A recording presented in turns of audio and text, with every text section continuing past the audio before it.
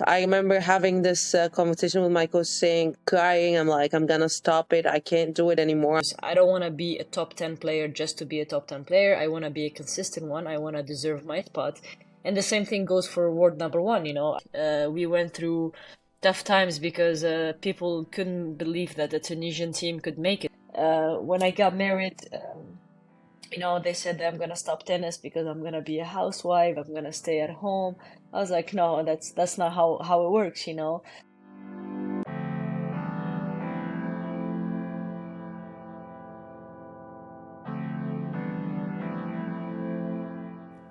Hello, and welcome to the first episode of Abtal, a podcast series from the National News dedicated to Arab athletes and their respective journeys towards the Paris 2024 Olympics. I'm your host Rima Boulel, and today I'm joined by not one, but two iconic Arab women, Tunisian Ons Jabeur and Egyptian Mayar Sherif. This is the first time ever Ons and Mayar have been interviewed together, and we discuss everything from their early days trying to make it in tennis to the key decisions they made along the way, the turning points in their respective careers, the highs, the lows, the desperation that comes with trying to break through, and the pressure that comes with finally doing well. Ons opens up about her heartbreaking defeat in the 2023 Wimbledon final, while Mayar reveals what really pushed her to pursue a career in professional tennis halfway through college. They share stories from their previous appearances at the Olympics and even quiz each other on things they've always wanted to learn about one another. Ons and Mayar have had completely different paths to the top of women's tennis. Ons turned pro when she was just 16 years old, while Mayar took the college tennis route, playing for Fresno State before transferring to Pepperdine University. It was only after graduation that she kicked off her professional career in earnest. Ons has gone on to become the highest-ranked African woman and Arab player in tennis history, peaking at number 2 in the world and making 3 Grand Slam finals. Mayar is the second highest-ranked Arab woman in tennis history and became the highest-ranked Egyptian tennis player ever across both the men and the women when she hit a career-high number 31 in the world last year. I met Ons for the first time in 2012 at a tournament in Doha, and we spent years being the only 2 Arab women traveling the tennis tour, me as a journalist and Ons as a player, before Mayar came along. Now, I get to cover 2 Arab women on tour, and I get to see their impact, not just on the people in our region, but in the rest of the world as well. They're helping change perceptions of what an Arab woman is capable of, pushing every conceivable boundary and treading on uncharted territory.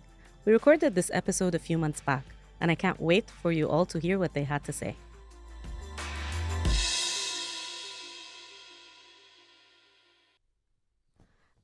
Mayar and Ons, thank you very, very much for joining me today.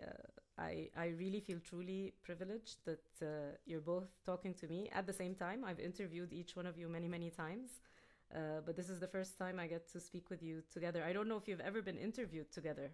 I'm not sure, but I feel like this could be the first time. No, this is the first time. Oh Only no. if I cannot First remember. time. Maya, you tell me. First time.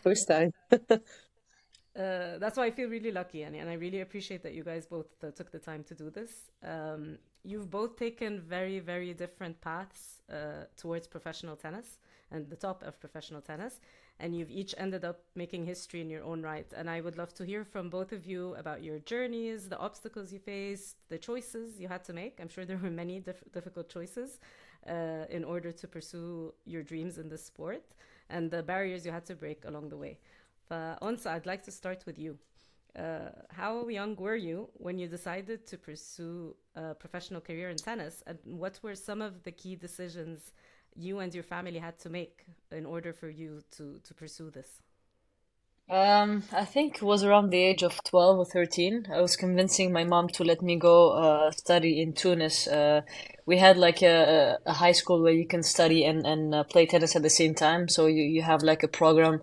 You can practice twice, you know, a day and still be able to finish your homework and exams. I think that was maybe the changing point for me. I was practicing more. I was more dedicated to play more tennis, and I was able to travel a lot, which I could not do it if I was in a normal high school because of the amount of hours we used to spend at the high school. So that was the first winning match for me against my parents, because I had to convince them to let me go to this high school. And how did you hear about it? Like, why was it you who was trying to convince them? Did they approach you directly, or did you look it up, or how did it work? It's a famous high school in Tunisia, in actually in Africa too. It's called Lycée Sportif, and you have to do certain tests to be accepted there, and to go to that high school. But it was like 2 hours drive from my hometown, and I was very young, and my mom was kind of scared to let me be on my own, and not kind of sleep in the house. So that was difficult for them to accept that I go there. And you won Roland Garros juniors at the age of 16 in 2011, and you turned pro as a teenager. What were some of the biggest challenges that you faced early on, and especially in an expensive sport like tennis? How did you manage that financially, and what were some of the trickiest parts of all of that process?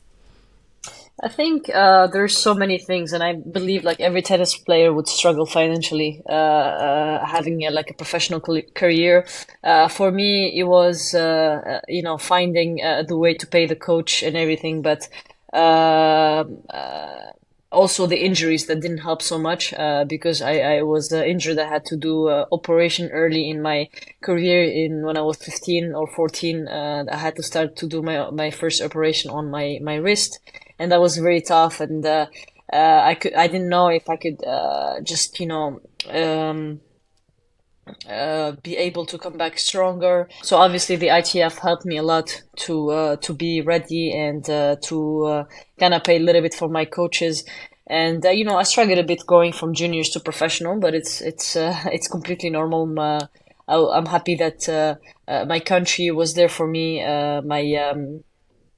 My family was always there for me. So that's, I think, was the key for me to continue and still believe in that I could do so many things. I remember you once told me there were times when you would wait for someone to send you money, whether from your family or Karim, your husband, who at the time was your fiance, just to be able to go to the next tournament. When all of this is happening, are there doubts that you should be pursuing tennis at all?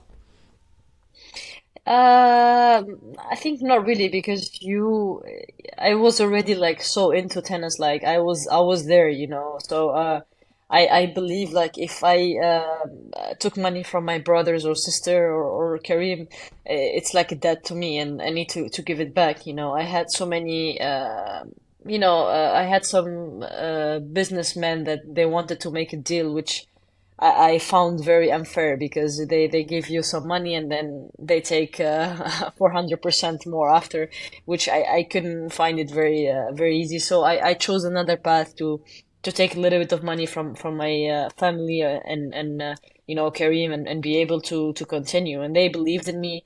I also was very lucky to get some white cards in Doha and Dubai. That those kind of tournaments really help with the high prize money to pay for stuff. My audio didn't play a lot in the juniors. I remember you once told me it wasn't easy to play a lot of juniors because financially it was quite difficult. I'm curious, first of all, you must have met Ons on the African circuit at some point. Do you remember the first time you met, or any early impressions of Ons? I remember one match she played against my older sister in Smash. And I remember watching also one match against Noor Abbas. I still remember. Yeah. Yeah, I have this memory from the African Championships, I think. And then also I actually played against her in one of the African African tournaments. It was in Mozambique. Yes, I yes, remember. yes. Yes, and Because Maya is younger, so I played with her sister more than yes, than that's uh, than true. her sister is my year. Yes, so she she But she had some battles with my sister that I remember, but not so many with me. But these are the memories I have of her. and Mayur, tell me about your journey early on in tennis. I know your family loves tennis. As you just mentioned, your sister, she's not the only sister who plays tennis. A lot of you play. What was the decision process like for you when you were young and you were trying to pursue a career in tennis? And how did you end up taking the college tennis route? What convinced you that that was the right path for you? It wasn't easy being good young in Egypt and trying to make it through to try to convince the people around you. It was nothing easy. I was already obsessed with going outside of Egypt to try to beat the people outside. You know, in Egypt, we always say you have to try to beat the people outside because we already have people that are good within Egypt, but nobody made a difference outside of Egypt. And I had that obsession already since I was 12, 13.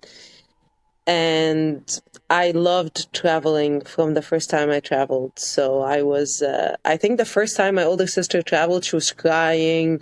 She was, Rana, I have this memory also, her crying. She wanted to come back early. But I was in the same travel and I was like, yeah, you can leave me here and you can go back to Egypt. I will stay here. So yeah, I knew back then that I wanted to do this 100% and that I could do it. I was working very hard from a very young age, and I had so much determination for it. And once I got out, I think when I was 15 years old, I went to Spain for a couple of years to practice and to try to play tournaments, but I couldn't play as many tournaments like the others because financially we didn't have enough money for my parents to just to be outside of Egypt. Practicing outside of Egypt was already very expensive. So above that, to play many tournaments, it was very, very tough. And I come from a very normal family, you know. So it was very tough. I had to make the decision to come back early. And there was 1 year where I had to take the last year of school. There was no option in Egypt to go to school and play at the same time. I'm sure you know that. And I was in the like the national school system, not the American or I don't know how to say it in English. You know what I'm talking about. And I definitely had to stop 6 months of playing tennis to actually be able to pass that. To have the chance to go to college and play tennis and study at the same time, because financially for me it was just impossible to keep going this way, to play 2 tournaments and then wait for the money and then play another 3 and then wait for the money. It was very difficult and stressful. But I always had the belief, I want to say, of my family in me. And when I graduated, I saved some money from school. I give private lessons in school so that I can save after I come back. So I give myself the chance to maybe try again.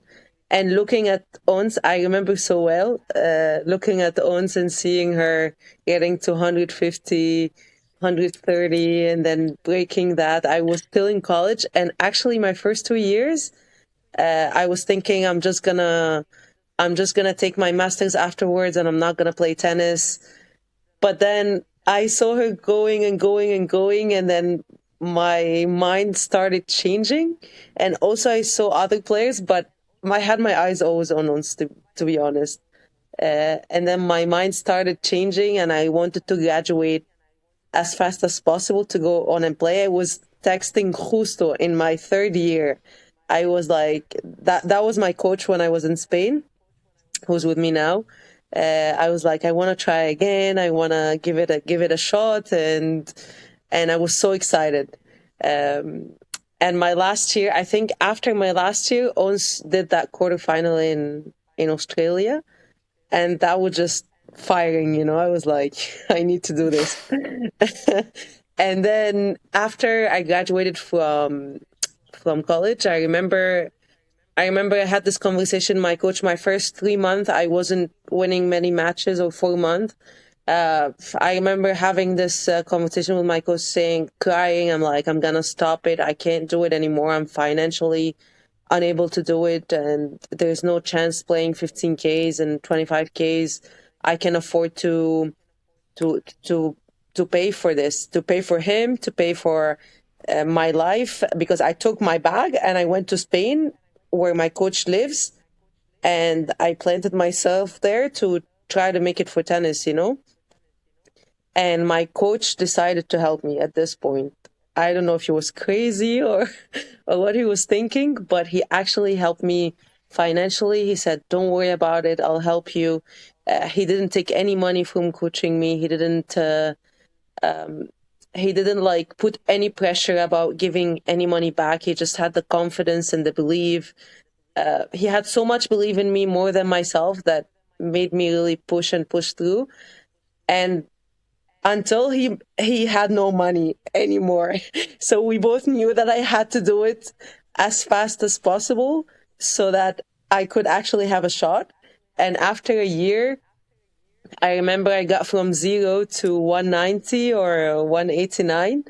And we both had no money at this point, and I had to borrow the money from Rana to pay for the ticket to the Australian Open. It was my first quali of a Grand Slam. I remember that very well as well, and I think after that point, the French Open, after I qualified for the French Open, that was like a changing point for me, and that helped me a lot to for the people to know me, for the sponsors to start to like get into tennis, and the people needed to know tennis, and for me that was a ground changing.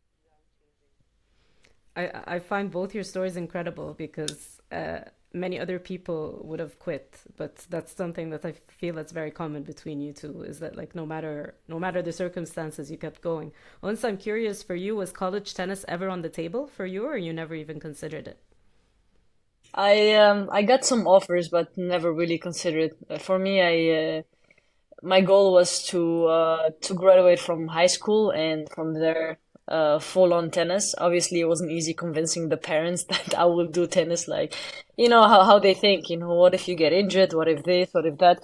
Which they're completely right, because nothing is guaranteed. Especially tennis, I believe. Actually, it's said that if you're above 200, 300, you have to make it like at least top 200, top 100 to be able to pay from tournaments, which is I find it truly unfair for a sport that has a lot of viewers, that for a sport is making a lot of money.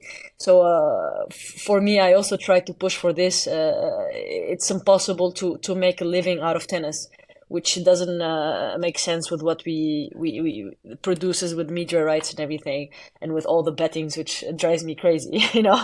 So so yeah, I mean, for me, I got some offers. I wasn't ready to go and live in US, to be honest with you, and study there.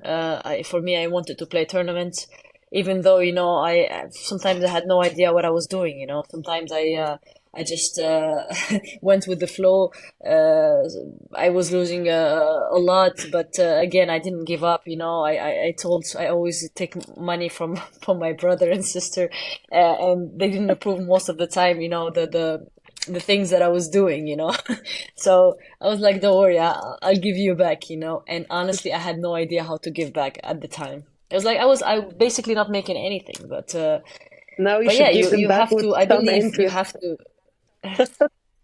I don't worry. I gave back a lot. They're enjoying. They're enjoying. I believe Rana is enjoying too. No.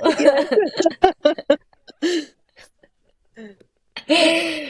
Yeah, but at certain time I believe you have to go through this to make you the player who you are now. And if I had to choose again to go through this, I would choose it million of times, because I believe that made me the player that I am today.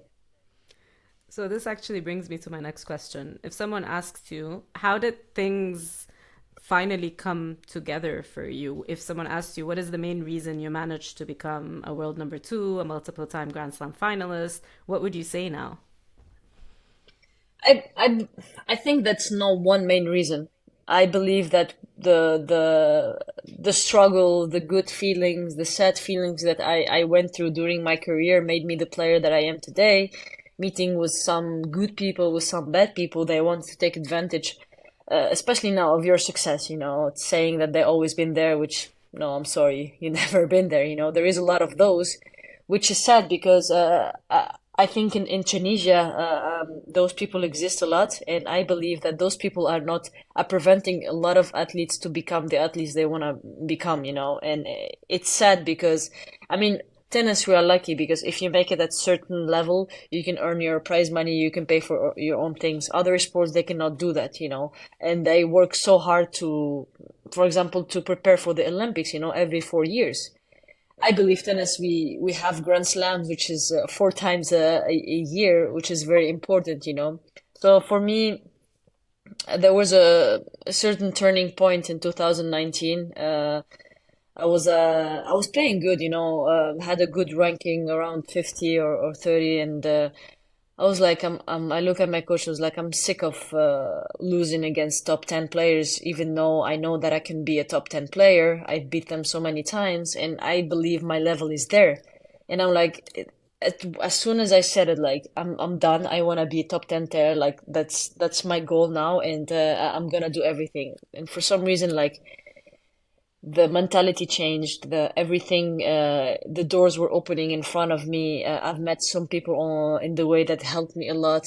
And that was when I made the quarterfinals at the Australian Open, which I was like the first time in the second week, like going deep, that was for me the changing point. And the minute I said, okay, enough is enough, I believe that I can be there, and a lot of things changed for me. And what about you, Mayor? What are the key reasons for you that you've been able to become the highest ranked Egyptian born player in tennis history? I wouldn't say there is like a key or anything. I want to say I just put the hard work. I listen to my coach a lot. I work day by day to go to the court to improve. I give it all. I give it all to tennis. I mean, I'm sure all of us on tour do the same. Uh, I go only home. I go home like twice a year, 2 weeks a year probably. Um, yeah, I give it all, and that's what I do every day. And I think improving day by day, I actually improved my level a lot. My mentality is there, but I still need to like having that mentality to go every day to improve, to try to be better, working on my personality, working on my anger points, my attitude off the court to help on the court. These kind of things, I think I still need to work on those to help me with to to arrive to the next level. I mean, the difference, I feel the difference is not that big. It's the consistency of a top 20, top 10 player is really high, and that doesn't come out of nowhere. It's a process that you have to go through. I mean, I'm not there yet, but this is what I think. But hopefully I'll get there. I mean, I feel like I still didn't burst out or do as good as Ons or like this is not where I want to stop. I definitely want to go higher.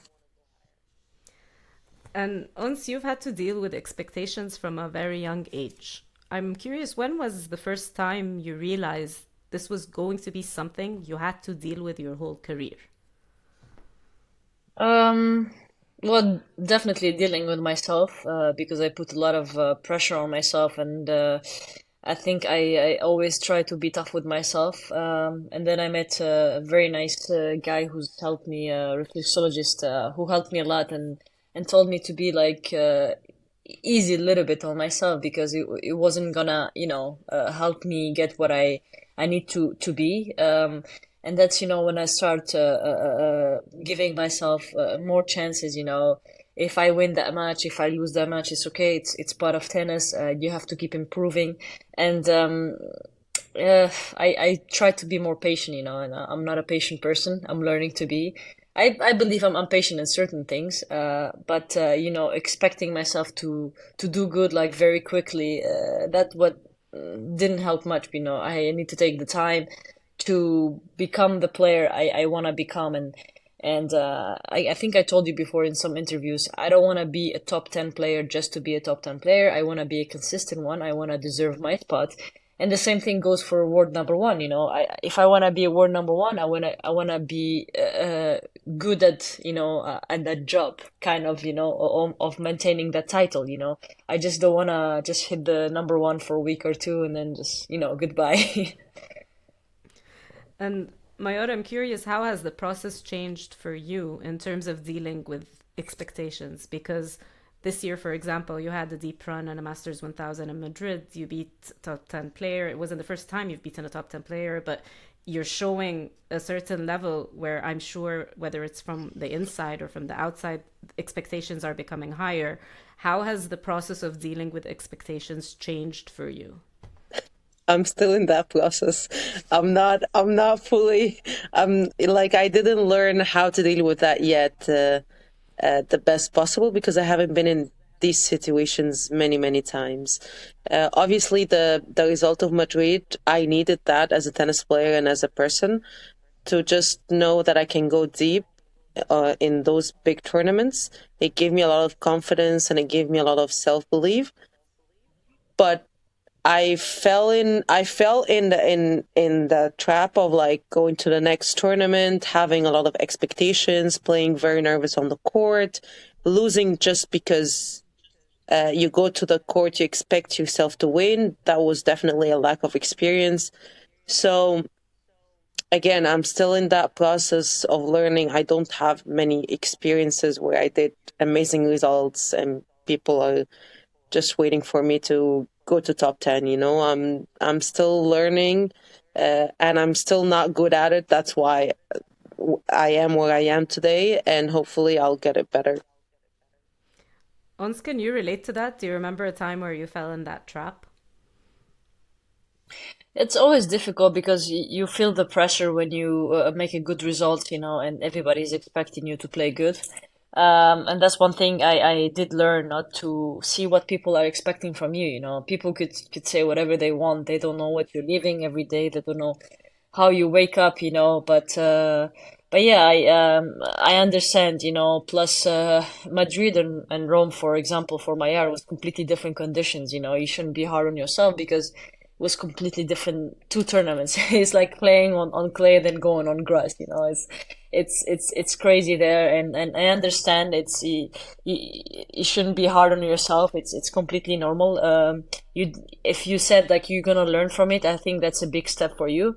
And that's how you manage. You manage by losing matching, winning matching, and then you learn. You learn. You cannot just watch someone doing it and learn as quick. It could happen, but very, very difficult because you will not have the experience, obviously. But I'm sure you learn from that, and you will keep going and keep winning, tournaments. And I saw that you won 125 in the rows, which is, Ghana. You learned from Madrid and Rome. So. That's true. That's true. Uh, you two are probably the most players I watch. Like I watch you more than a lot of other people probably. And when I watch you, I know obviously you have totally different brands of tennis. You've had different paths. You have everything. But I always feel that there are common things between you in terms of how determined you are, how you kind of thrive under pressure. You like proving people wrong. You have a personality on and off the court, even if they're different types of personalities. And I'm going to put you on the spot a little bit here. And I'm going to ask each one of you to name some of the traits or the things that you see in the other player that stand out to you the most. So like for Ons, what do you see in Mayur that stands out to you the most that you feel is unique about her? Um, I love Mayur's fighting spirit. You never know when it's done. I see that she's trying to improve and fight every point, no matter what she's losing. 6-love, 5-love, she's always there and trying to fight, no matter what. And I love when she screams. Shows that she's there and the game is not over. And that's something I really appreciate. And I saw that she's always trying to improve in some areas in her game that she doesn't like, and she's very patient about it. And I love how she masters also the where she's good at. For example, playing on clay, she's really good and she mastered it. No matter what how many tournaments she played, or if it's 1,000, 250 or whatever, she's always there to prove that she's really good at playing there, you know. And at the same time, she's trying to improve in different surfaces, which I really admire because you can see so many players they complain about playing on surfaces they don't like instead of trying to find a solution, which is completely normal. You know, you have a certain style of game, so you're gonna try to adapt and improve. And Mayar, what about you? What stands out to you the most in Uns, if you had to pick a couple of things? The hands. Obviously, one of the best hands on tour. It's unbelievable. She can play with us, I think. uh, I think this is, yeah, I mean, it sends out to everybody, I think. I always tell my coach, like, what did she do growing up to be able to have these skills? Like, I don't know if she played a lot mini tennis, in Egypt we do that to get that skills. I'm like, she Oh, probably I did have the that like answer two for you. hours a day or something. You want the answer? Yeah, how? I played so many sports growing up, and not just tennis. I played football, I played handball, I was running, I was playing every sport that I can find in front of me, basketball, and I believe that developed the skill, the talent, kind of, because I don't believe that you say you are born with a talent. No, you can be born and kind of make it to perfection. And for me, I was if there is any sport with a ball, I would play. I would play all the time, no matter it's on a tennis court, outside. And honestly, I was very lucky because I have two brothers. I played a lot of football with them, and that helped me a lot, you know, develop this. And I truly believe that kids should start not just with one sport, but with so many. I was swimming also at the time, so any possible sport I was doing. That's many sports. That that's really good, Yeah. guys. Um, I know that having the right people around you makes all the difference in the world, and I'm sure both of you will say that. I want to start with Mayor. Can you tell me a little bit about how the people around you help you be the best version of yourself every day? I know that one of your sisters now is living in Spain, so she's also close. I've seen another sister travel with you a little bit on tour as well. How key is all of that for you?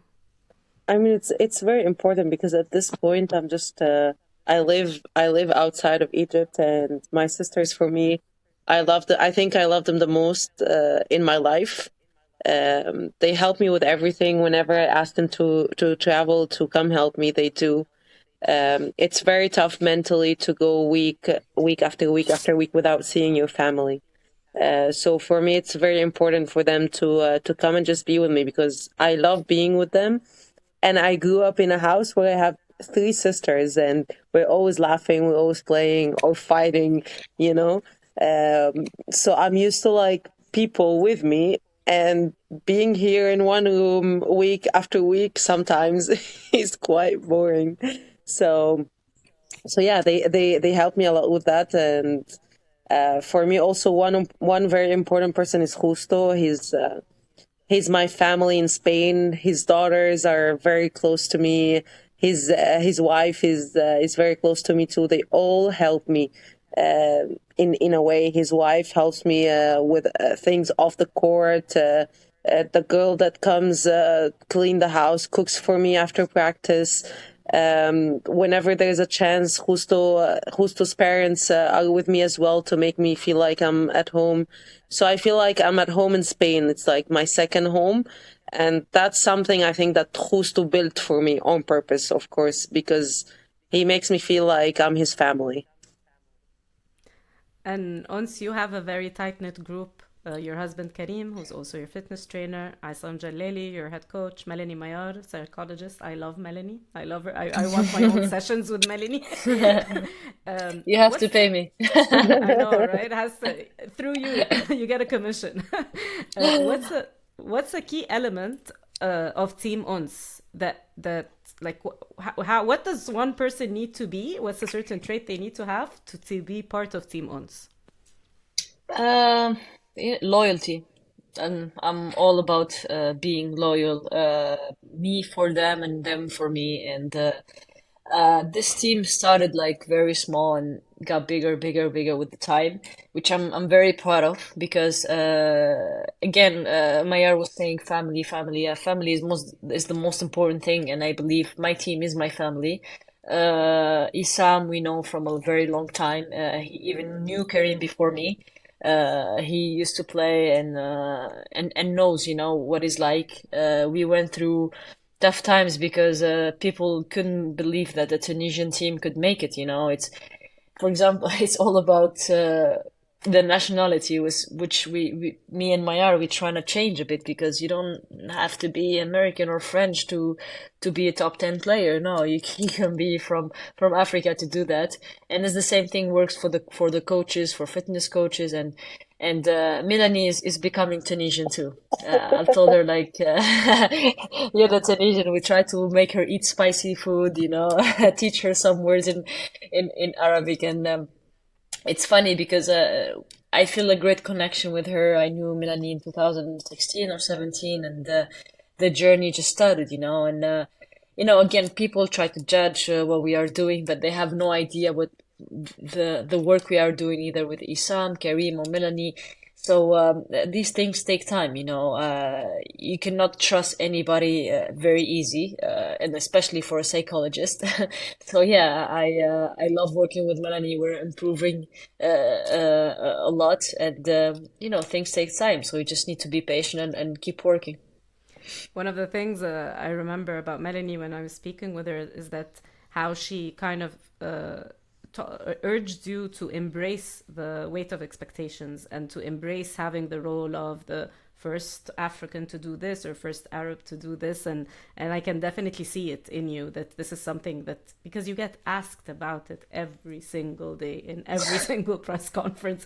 You're the first African, what does it mean? You're the first Arab, and I feel like you've a key part of this was Melanie talking you through all of that, which I think is very cool. One thing in tennis that is absolutely brutal is that there's only one winner every week, which means that everyone else walks away a loser from a tournament, a feeling you guys know very well. And learning how to lose is essential in any sport, but I feel in tennis in particular, that's particularly something you really need to be okay with. So, Onsa, I'm gonna start with you. How has your perspective towards wins and losses changed over the years? I think if you, I didn't actually see it that way before until somebody said it that we lose every week. And then when I focus on, it, I was like, oh, well, okay. Sometimes I see if I did my best and I did a quarterfinal or a semi or made a final, I'm proud of myself, you know. I don't feel like I walked out of the tournament as a loser, but also as a winner because I won everything. And something they teach me when I was young, you never lose a match, you always learn from it. So yeah, I'm trying to learn from every loss. I try to improve, and that's the rules of tennis. You learn from every match that you lost, and you keep going and you keep adapting, and that's all about tennis players adapting to everything. And your loss to Marketa Vondrousova in the Wimbledon 2023 final, it seemed to hit you very hard. And I felt Yeah, like the whole world was crying with you. Even my family, I was sitting next to my mom yeah. because I'd covered the final from home, and they were crying too, and they don't know you. So I am curious, what did you tell yourself after that match, and why did it hurt so much? Maybe expectations, you know, also that comes to the way because I was sure that I can win this one. I was ready. I was playing amazing matches. Also, I feel like it was unfair because I have tougher matches before. So it kind of makes it tough. Also, I was playing really well the last 2 years. I was building myself, and it came up short to one match, you know, and it did hurt a lot because I wanted to lift that title so bad for so many years. But yeah, it is what it is, you know. I couldn't hold my tears because that's the person that I am. I'm very emotional. I try to show and not to hide, you know, who I am. And plus, when you talk to a princess that has a very soft voice that doesn't help you contain your emotions. And it was very tough because she spoke to me a couple of times, and I couldn't hold it, you know. And then after going to the locker rooms and meeting Kim, Navratilova, it was very tough. They were all like feeling sad for me, you know, and you can feel the energy from them, you know, and that made me even more sad. But then encouraged me even more. And I remember I was with Kim, Conchita in the locker rooms, and we're both like sitting like this. We're all like sitting like this. Is like something terrible, like more terrible that this happened, you know. And you can feel even we were all of us silent, but you can feel that the silent had so many words to say.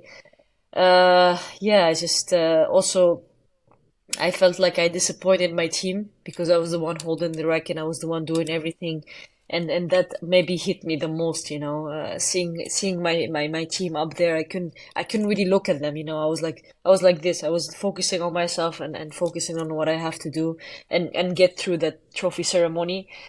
That was a very tough moment, but yeah, I guess you learn from this. You try to become stronger. Me and Karim, we cried a lot after. I never saw Karim like this, but it's also nice to share this with him. You know, it's something you don't always share good things, but this is maybe a sad good thing that you share too. And Mayar, when you were playing in college, the hopes of a team kind of hung in the balance, but now it's all about you. And I'm curious how your perspective on wins and losses has changed, and how do you view wins and losses right now? I mean, on the team, playing at a team, it was different, totally different, because the spot was never on you. Because whether you play one, you play six, or you don't play at all, it didn't matter. You're part of a team.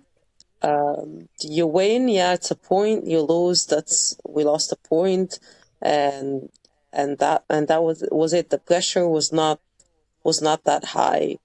While I want to say on the tour, it's much harder, of course, because you're not just playing for yourself. You're playing for all the hard work that the other people did.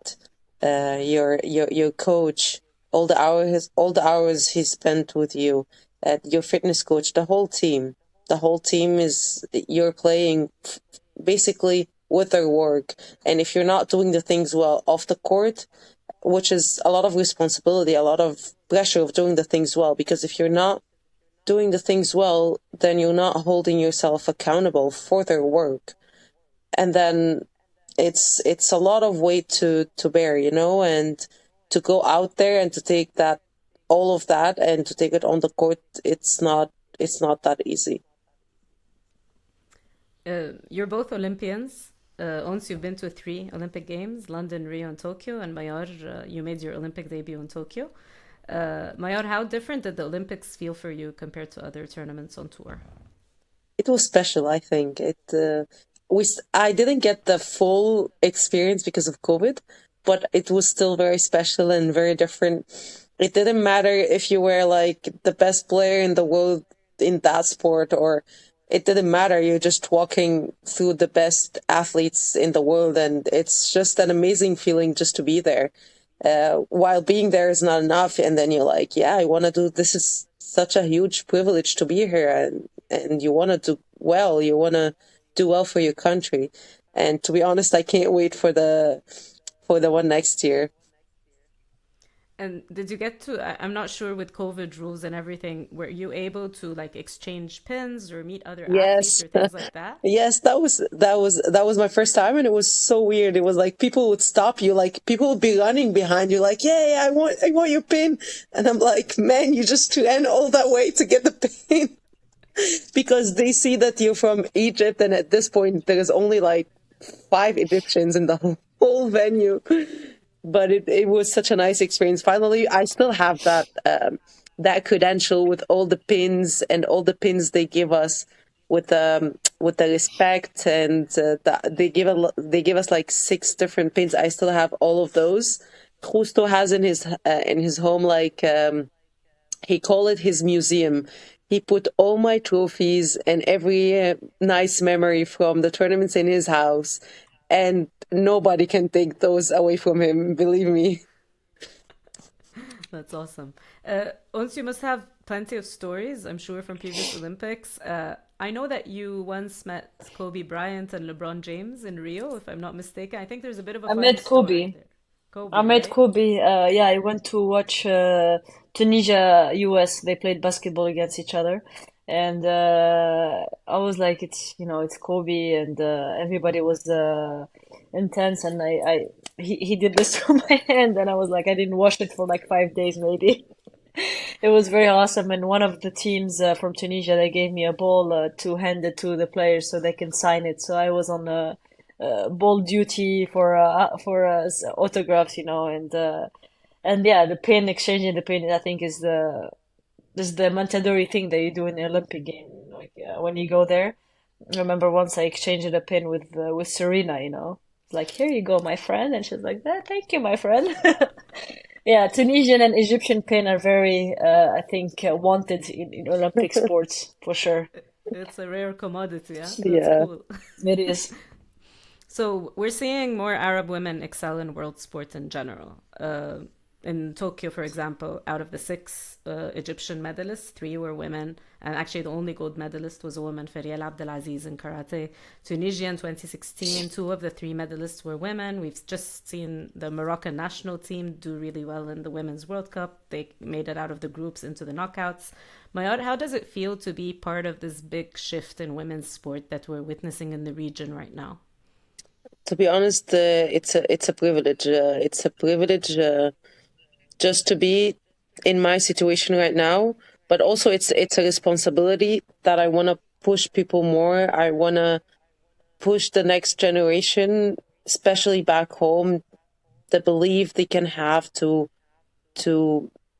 believe that they can make it, that they can arrive. Like you have now every year more and more Arabs and especially women coming out and doing good in sports, and that gives them just the belief. I mean, it doesn't matter if you make it or not. It's just the belief that you can do it and that you just go on and try to do it. Because if the belief is not there, nobody will ever make it.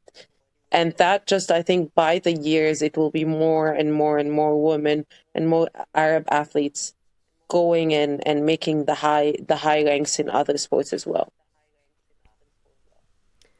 And Ons, in terms of sponsorship, do you feel companies are still holding back when it comes to sponsoring women or athletes in general outside of football in our parts of the world? I think we could do better for sure. Yeah, definitely you need more sponsors for women. You need to know how to kind of sell your story, and I believe there is a lot of talented women around the African continent, the Arab continent that deserve more, and I see the changes. I just wish to see more, and I'm sure there is more, it's starting especially in the Middle East, in Saudi right now, they're investing more and more in women's sport, which is something it's amazing to see. I visited once Kuwait, and I see that they're trying to change, they're trying to give women more opportunities, to play. And I believe when you give them more opportunities, especially the sponsors will follow. And in general, there's a lot you have to sacrifice to do what you guys are doing. And one of the things I know you mentioned in the documentary you were in on Netflix is you. I know you love children, and I know that one day you Yeah. want to have children, and balancing that big dream that you have to grow a family with Kareem while also pursuing your dreams in tennis. What is that like, and how difficult is it? Yeah, it is very difficult, especially we both are crazy about kids. We want to have our own, and sharing this with Kareem, I think is really one of our goals. And yeah, you have to, it's never the right time. It's always like, okay, I'm playing good now. I cannot stop. And for me, my goal was always to stop and come back, and the last couple of years, it was tricky because I could not stop. I felt like I was at my best level, and it would be kind of stupid to stop right now. It's crazy. So I kept going, and we're very impatient with Kareem. So we're gonna see how it goes. I definitely want to have a kid and come back for sure. That's also one of the things that I want to show that it's possible. there is more and more women that they're doing it, and for me, it's more personal to show also to the Arab community that that it's very possible because when I got married. They said that I'm gonna stop tennis because I'm gonna be a housewife, I'm gonna stay at home. I was like, no, that's not how it works. And now, having this with Kareem, the people are like trying to change their mentality. It's the same thing with having a kid. It is very tough to have a kid, but it's not impossible to come back and continue working or playing sports. So that's what I'm trying also to prove. Mayor, you spoke earlier about the sacrifices you make as well. You only home maybe 2 weeks a year. I know you set roots in Spain. I know you love being in Elche and you have a second family there. But I'm curious, how do you envision a time in the future where it will be possible for you to live and train in Egypt while competing at this level? Is that something you aspire to ever do? It's very difficult. I'm gonna be honest. It's very difficult. Um, just because my coach cannot leave his life and move it to Egypt, and I believe that I have a project for the next generation that they can do that from Egypt because I feel that we have the facilities, we have great clubs, we have good courts. Now sponsors are starting to show up in Egypt. Now they know more about tennis, but just the system doesn't go together. It just doesn't happen. And then it's difficult for people. We have many tournaments now in Egypt. We have every week almost a 15K. We have a GA in juniors. We have like 20 weeks of junior tournaments. So we have everything, totally everything for players to be professional. I didn't have that when I was younger, but just the system doesn't work. And this is something I feel that someone who have experience have to put it all together for people to make it. But at this moment, it's very difficult to move my team, everything back home so that I can practice there. In Egypt, to get from one place to another, it's very difficult because it's many traffic and it's just very difficult to train there. Yeah. Is there anything you guys ever wanted to ask each other? This is how I'd like to end this conversation. Is there anything one of you would like to ask the other? Oof. I was gonna ask her when she went to, but she already answered. When she went to US, was she planning to come back to professional tour or just to graduate and keep going with your life? But you said you changed your mind in mid, no? Yes, the first 2 years I was like, yeah, tennis impossible, no chance. But Uh, then yeah, I changed my mind. and what about you, Mayor? Is there anything you always wanted to ask Ons? Or I know you guys know each other and can ask each other anything, but I'm curious with the conversations we just had if there's anything you'd like to ask her. What advice would you give me? Actually, it's an advice that I want to take. Would you give me to go on to the next level? I think that you are doing already an amazing job going from the ranking that you were until now, and I see that you were working very hard to become better on playing on hard courts and on grass. But I mean, I don't really count grass because it's only few tournaments here, but especially hard.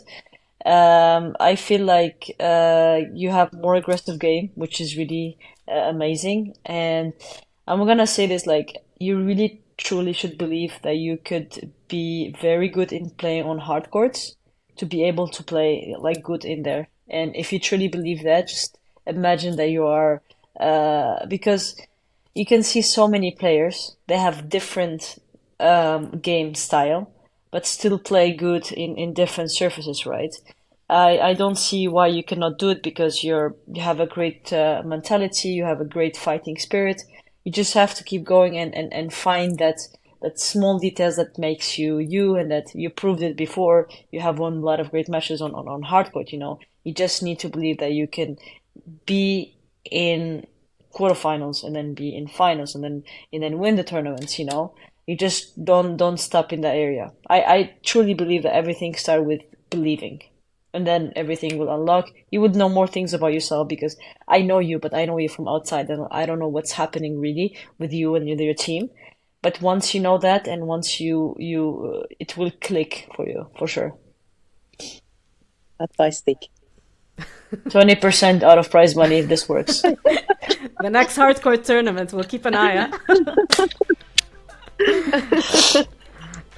Ladies, thank you so much. I really appreciate it. I've taken a lot of your time, and I'll see you soon on the road. Inshallah.